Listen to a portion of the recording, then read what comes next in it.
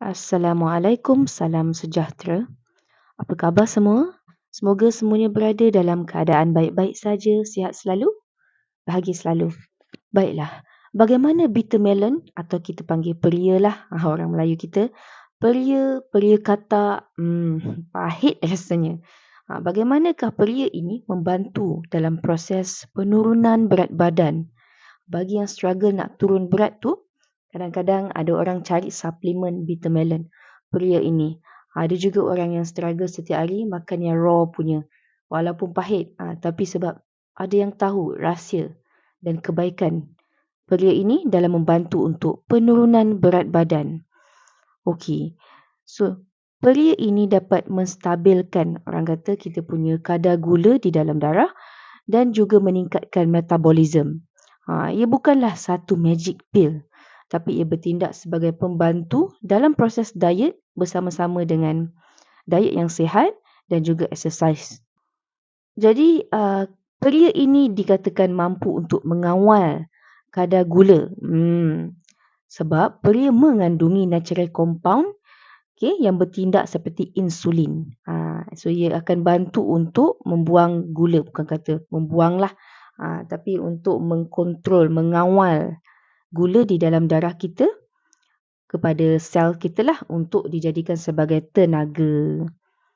Jadi apabila kita ada kadar sugar, gula yang terkawal, bermaksud kita punya craving untuk rasa macam nak makan benda-benda manis, benda-benda yang high carbs food kan, makanan yang tinggi karbo pun boleh juga terkawal.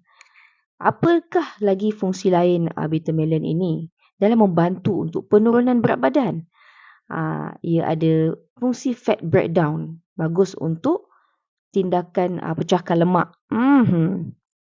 Jadi peria ini sebenarnya menurut ada kajian lah, dia membantu untuk mengaktifkan enzim yang dipanggil AMPK. Jadi ia dapat membantu untuk menukarkan kita punya lemak kepada tenaga dengan cepat juga. Fat breakdown kita panggil lah.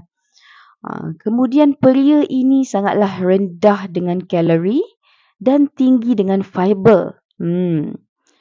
Dikatakan ia mengandungi 17 kalori untuk setiap 100 gram kandungan bitter melon itu sendiri. Peria kata ataupun peria biasalah. Jadi makin tingginya kandungan fiber yang kita tahu akan menjadikan kita kenyang lebih lama. Jadi buat kita makan semakin berkurang lah. Dan orang kata insya-Allah lah membantu dalam proses turunnya berat badan dengan cepat.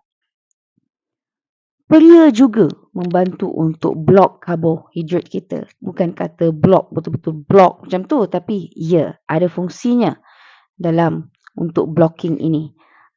Dia akan membantu untuk mengelakkan terlalu banyak karbohidrat diserap. Jadi badan kita taklah cepat sangat berkumpul dengan banyak sangat kalori yang akan bertukar menjadi fat nantinya. So dia akan kontrol untuk future fats dekat situ.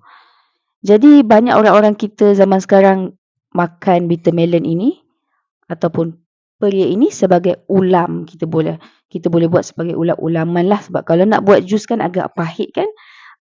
Makan yang orang kata pada kadar yang okey lah. Janganlah sampai makan 5 biji besar satu hari. Beragak-agak lah ya. Dan paling sihat kita makan yang raw ataupun kita kukus sikit bagi dia lembut sedikit kan. Lagi boleh enjoy. Saya doakan siapa saja yang struggle untuk turun berat badan, sama ada atas faktor kesihatan atau faktor nak body cantik. Anda pasti boleh, insya-Allah. Jaga kesihatan selalu, jaga solat, jaga diri. Bye. Assalamualaikum.